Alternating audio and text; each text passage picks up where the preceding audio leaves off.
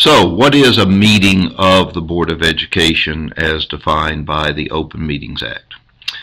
The Act itself defines a meeting as the gathering of a quorum of the members of the governing body of an agency at which official business, policy, or public matter of the agency is formulated, presented, discussed, or voted upon.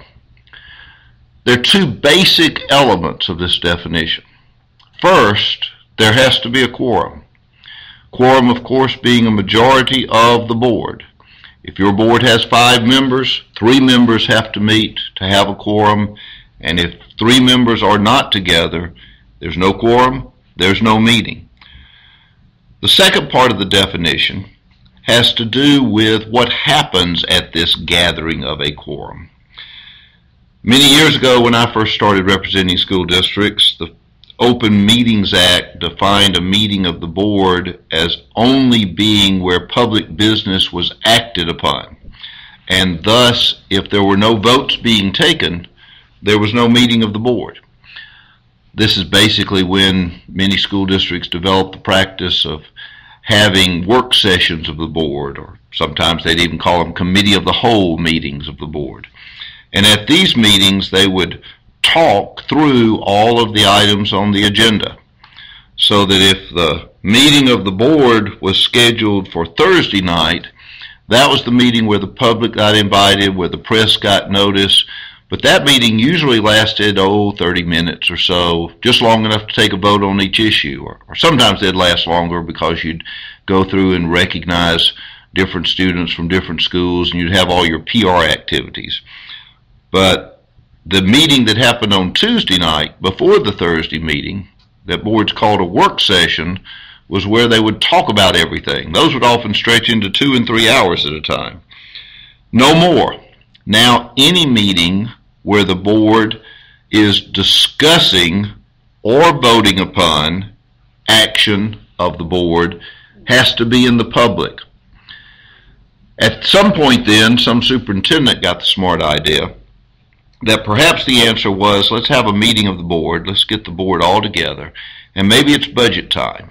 And what we want to do at this time is just have the staff come in and present to the board members information about their department and about the budget. We're not going to have the board vote. We're not even going to have the board talk. That must have been in the days when the superintendents were elected and could control such things. But we are going to have the staff present this information so that board members all heard the same thing at the same time. They argued that wasn't a meeting of the board because there was no action and there was no discussion. But then they came in and changed the law. In the last change in the law, the 2012 version that we talked about a few minutes ago, they added the word formulated. It's not real clear under this definition what it means to formulate that's different from presenting, discussing, or voting upon. But we may see some of that in court cases that develop hereafter. So the definition of meeting contains 2 elements. There has to be a quorum gathered, but once a quorum is gathered, any discussion, presentation, formulation, and certainly any action taken is a meeting of the Board of Education. Many boards of education, in addition to meetings, also do business through committees of the board. If your Board of Education has standing committees, like a policy committee, a personnel committee, maybe a facilities committee, then anytime a quorum of committee members gather, that's also a requirement that has to be met under the Open Meetings Act. So you have to have notice to the public, and the meeting has to be in the public. Thus, if your committee maybe only consists of 3 members of your board, when 2 members of the committee gather, that's a quorum of the board. So, a quorum of a committee gathering must provide notice to the public as well. One of the changes in this part of the definition in the new act is the definition of what is a committee. Because the definition now says a committee of the members of the governing body, which is what we were just talking about, standing committees where board members make up the membership of the committee. Or a committee created by the governing body. That could happen in situations where a board member doesn't actually serve on the committee, but the board itself creates a committee to look at redistricting, for example, or to study certain policies that, like a dress code that the board may be considering. That kind of committee is also required to comply with the Open Meetings Act.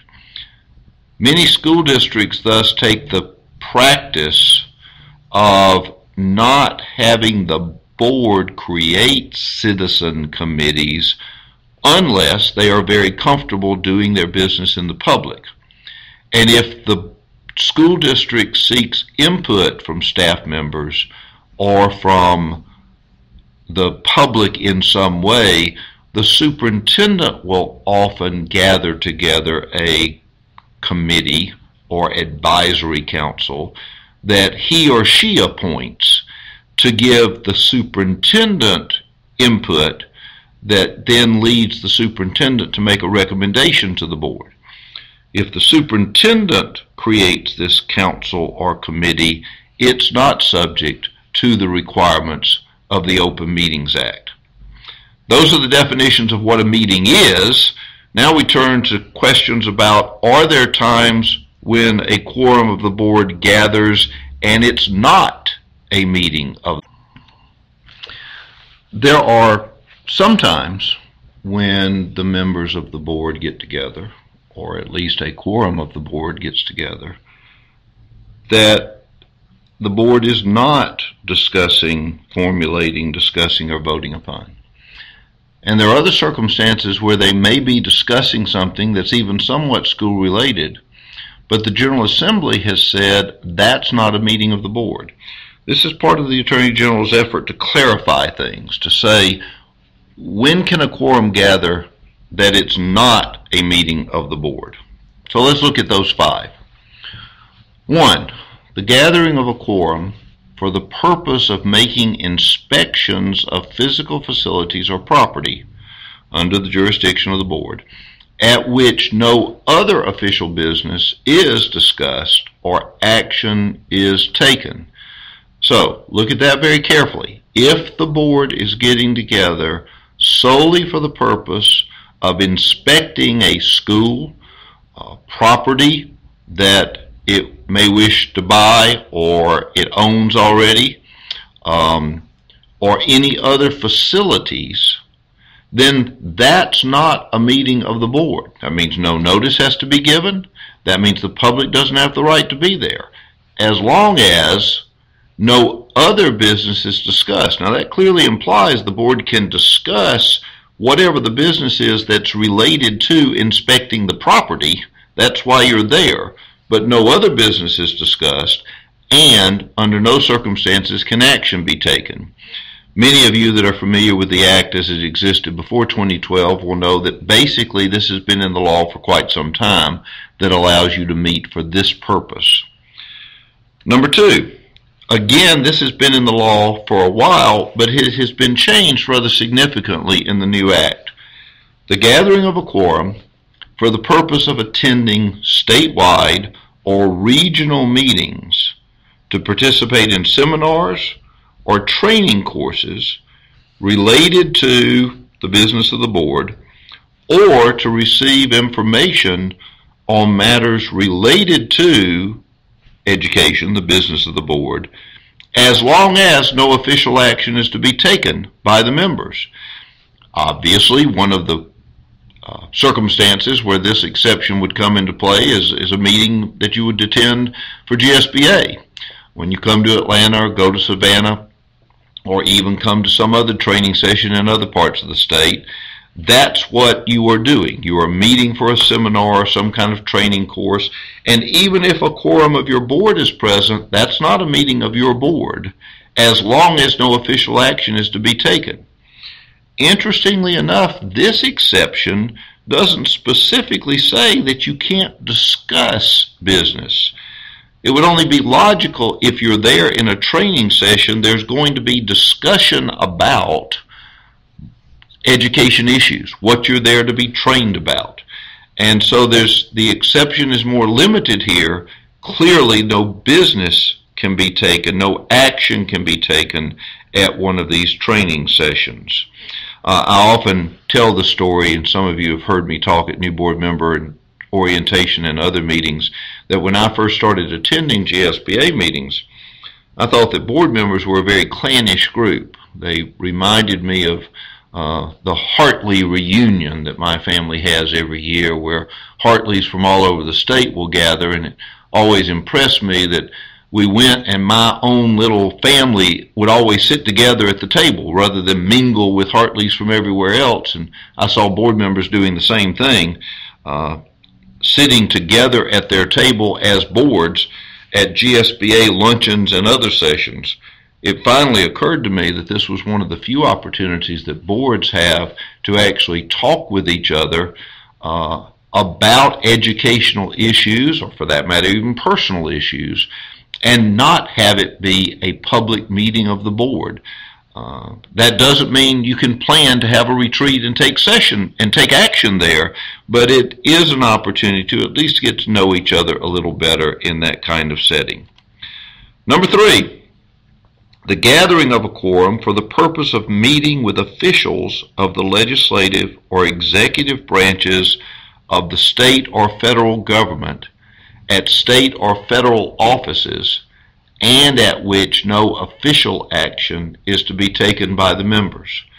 This has also been in the law for some time, not worded this same way, and there have been changes in how this is worded that you really need to be aware of. First, it is for the purpose of meeting with these officials, legislative or executive, your members of the General Assembly or the State Department of Education, the state or the federal government. You can go to Atlanta, you can go to Washington. But you're meeting at their offices. It's at the state and federal offices and not them coming to you. If the officials are coming to you in your county, in your city, that's a meeting of the board. If you're going to them, it's not a meeting of the board. There's also a prohibition against taking any action at those meetings, but clearly you're there to discuss board business, so the discussion that relates to why you're there is perfectly appropriate. Number 4, the gathering of a quorum for the purpose of traveling to a meeting or gathering as otherwise authorized, so long as no official business, policy, or public matter is, now note this time they include everything, formulated, presented, discussed, or voted upon. So if you get in a band together and you're all going to drive to Savannah for the summer meeting of GSBA, that drive is not a meeting of the board. You're not required to publish it and give notice to the public. You certainly don't have to have the press travel along with you so the public can be present. But while you're in the van traveling together, not only are you not supposed to vote, but you're not supposed to discuss public business, have information presented to you, or in any way formulate public matters or policies during that travel time. Prior to this exception, the Attorney General of our state was taking the position that travel together, like I just described, was a meeting of the board. And while no one was doing it, and while everyone else in the state disagreed with him, his position was if a quorum got in the car together to go somewhere, they were supposed to give notice to the public and allow the public to attend. So we're certainly glad for at least this clarification. Finally, it is not a meeting of the board if a quorum gathers at social, ceremonial, civic, or religious events, so long as no official business is, same wording again, formulated, presented, discussed, or voted upon by the quorum. Thus, if you attend a Chamber of Commerce banquet, if you were to attend some community Thanksgiving service perhaps, or that kind of event where the board may be present as a group, or certainly a quorum of you may be present as individuals, that's not a meeting. I was a bit concerned about this. I attempted to get the General Assembly to include within this definition the gathering of the quorum at an athletic event, just to make sure you were all covered for Friday night football games and other such activities. I finally decided I'm not real worried about it, because a football event, without any doubt, is a religious activity in most of our communities, and if not, it would certainly qualify as a social one. So I think you're covered under that setting as well. There is an exception under the Act that applies to all 5 of these exclusions. And the exception goes like this. These exclusions, these 5 exclusions we just defined, do not apply if it can be shown that the primary purpose of the gathering is to evade or avoid the requirements of conducting a meeting while actually discussing or conducting official business. The obvious example becomes if you are getting together to inspect a school, and while you are there walking around the school, the superintendent discusses with you all kinds of issues related to the budget that have nothing to do with that facility. That would be an attempt to get around the requirements of the Act and would not be allowed.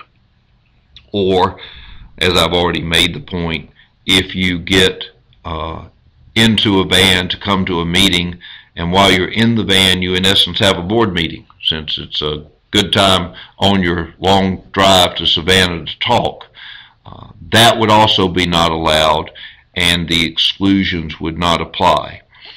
Problem with all this is the exclusions get rescinded retroactively, so that after you've already done it, somebody comes in and claims it was your intention to avoid the Act, and thus you need to be very careful, very diligent about making sure that when you gather for one of these 5 reasons, you stick to the specific purpose that's allowed and don't get into a situation where you're at risk for violating the Act itself.